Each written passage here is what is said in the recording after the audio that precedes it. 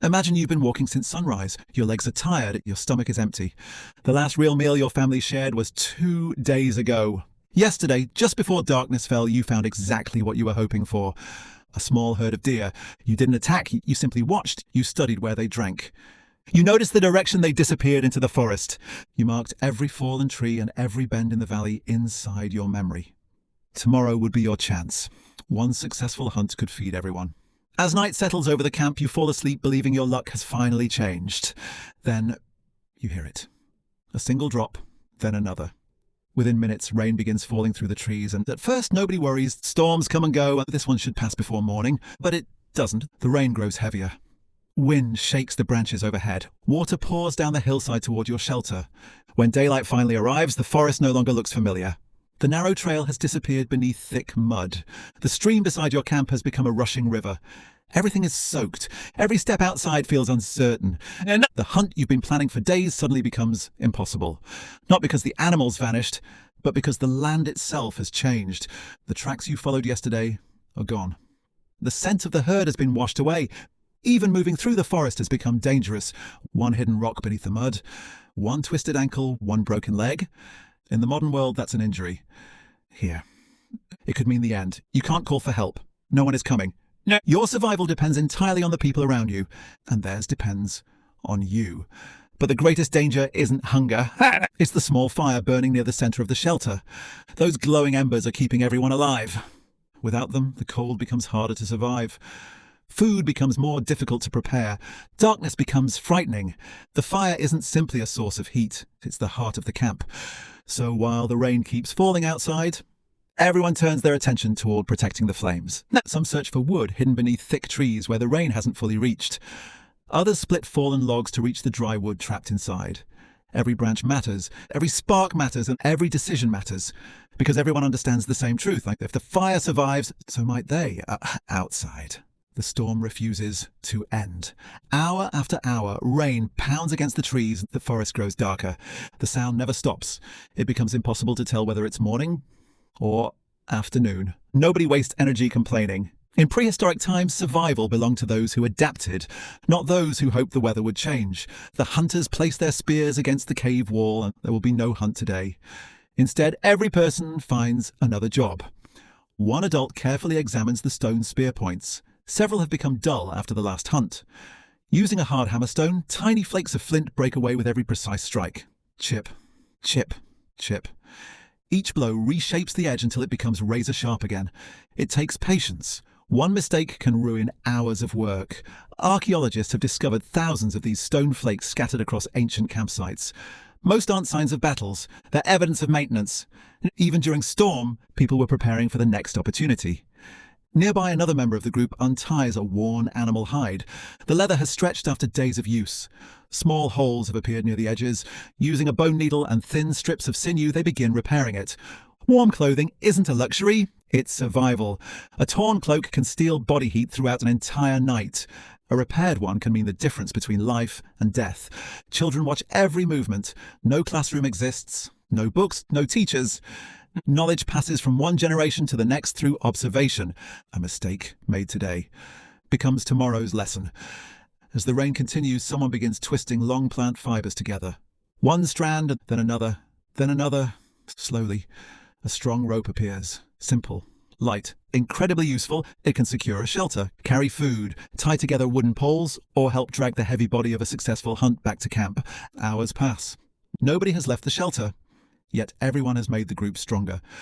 What looks like a day of doing nothing is actually a day of preparation. Outside, the storm is still in control. Inside, humanity is quietly getting better. Night falls once again. The rain hasn't stopped. For nearly 2 days, the world outside has belonged to the storm. Inside the shelter, time feels different. Nobody knows exactly how many hours have passed. There are no clocks, only light, darkness, and the steady rhythm of falling rain. The youngest children stay close to the fire. The oldest members of the group rarely speak. When they do, everyone listens. They remember valleys the others have never seen. They remember winters far colder than this one. They know which plants become poisonous after heavy rain, which rivers can no longer be crossed out, which caves flood without warning. That knowledge can't be found by looking. It must be remembered. One forgotten lesson could cost an entire family their lives.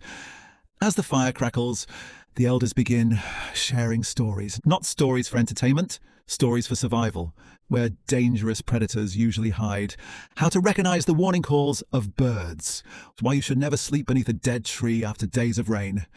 To a modern listener, they might sound like simple tales, but hidden inside every story is information. Information remembered far longer than a list of instructions.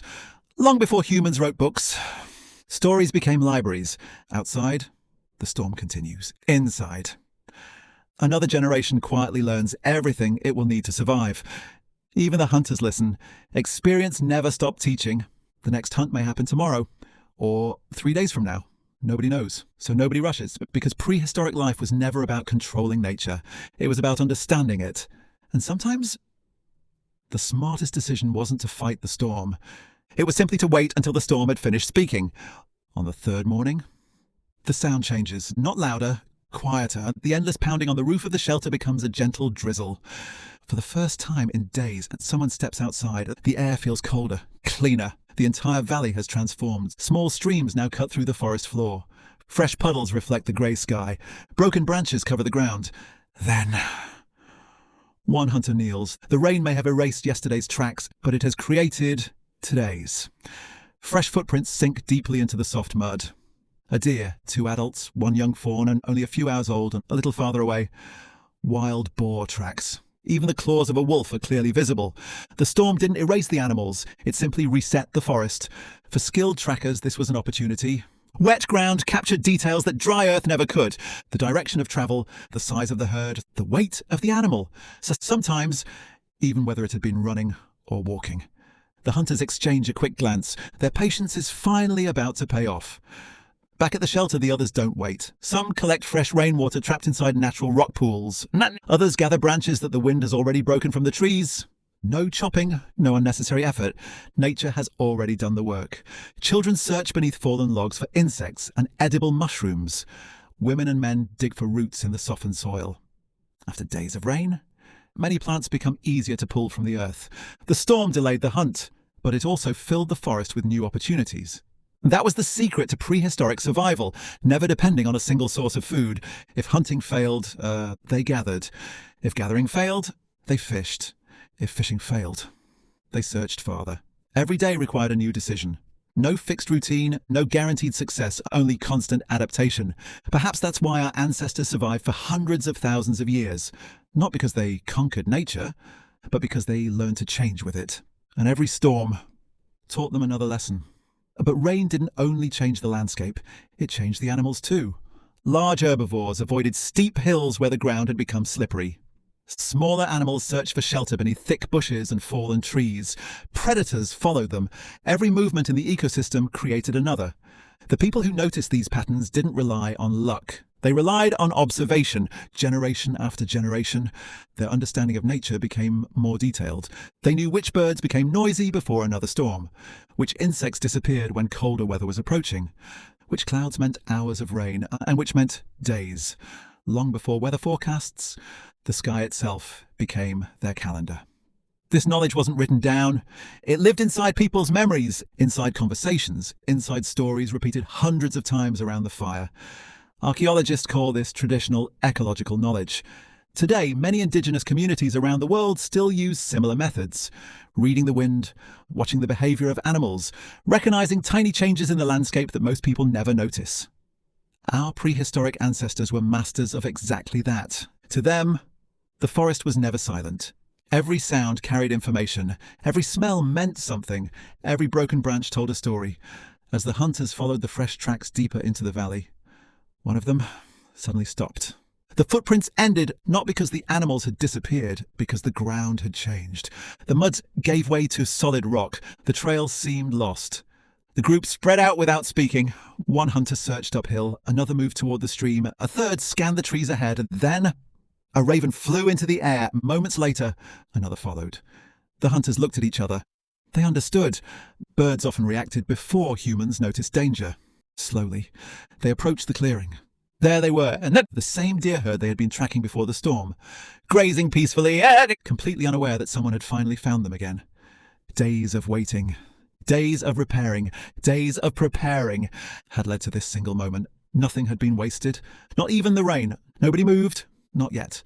The deer were close enough to see, close enough to hear. One careless step, one snapped branch, and days of patience would disappear in seconds.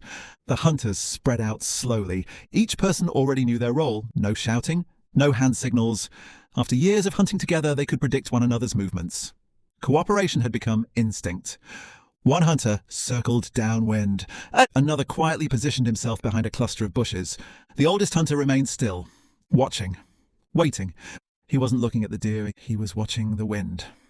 A sudden gust could carry the scent of humans across the clearing. If that happened, the hunt would be over before it began. Minutes passed. Then the breeze shifted. It was now blowing from the deer toward the hunters. This was the moment. A single spear flew through the air. The herd exploded into motion. Hooves thundered across the valley. Birds burst from the trees, and the hunters immediately gave chase.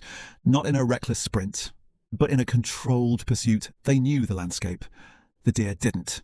The soaked ground slowed every turn. The slippery slopes made sudden changes of direction difficult. Within moments, one young deer became separated from the rest of the herd. The hunters focused on only that animal. Chasing the entire herd would waste precious energy. Working together, they gradually closed the distance. Finally, the hunt was over. Silence returned to the valley. For a few seconds, nobody celebrated. Every successful hunt deserved respect. The animal would feed children. The hide would become clothing. The bones could become needles, awls, or tools. The sinew would become strong cord. Very little would be left behind.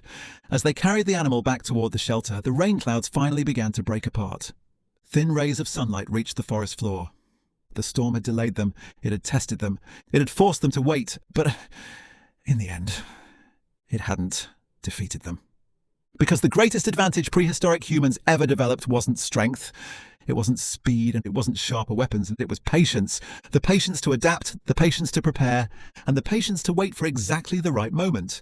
That single ability helped our ancestors survive countless storms for hundreds of thousands of years.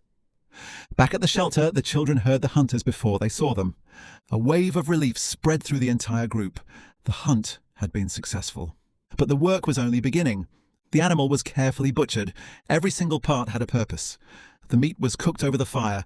Thinner strips were placed near the smoke to preserve them for the days ahead. The hide was cleaned and prepared to become clothing, blankets, or coverings for the shelter. Bones were shaped into needles, fishing hooks, and tools. The sinew was dried and turned into strong cord. Nothing was wasted. As evening fell, the storm had finally passed. The forest was quiet once again. The fire still burned. The shelter still stood. The group had food again. Looking back, the rain had never truly stopped life. It had simply changed what survival looked like. Instead of hunting, people repaired their tools. Instead of traveling, people passed on knowledge. Instead of searching for food, they prepared for the next opportunity. Those long days inside a shelter may seem uneventful today, yet they strengthened the very skill that allowed our species to survive for hundreds of thousands of years. The ability to adapt again and again and again. For hundreds of thousands of years, storms came and went. Generations were born. Generations disappeared. But each time the rain fell, our ancestors learned a little more about the world around them. And perhaps that's the real reason we're still here today. Not because prehistoric humans defeated nature, but because they learned to live with it.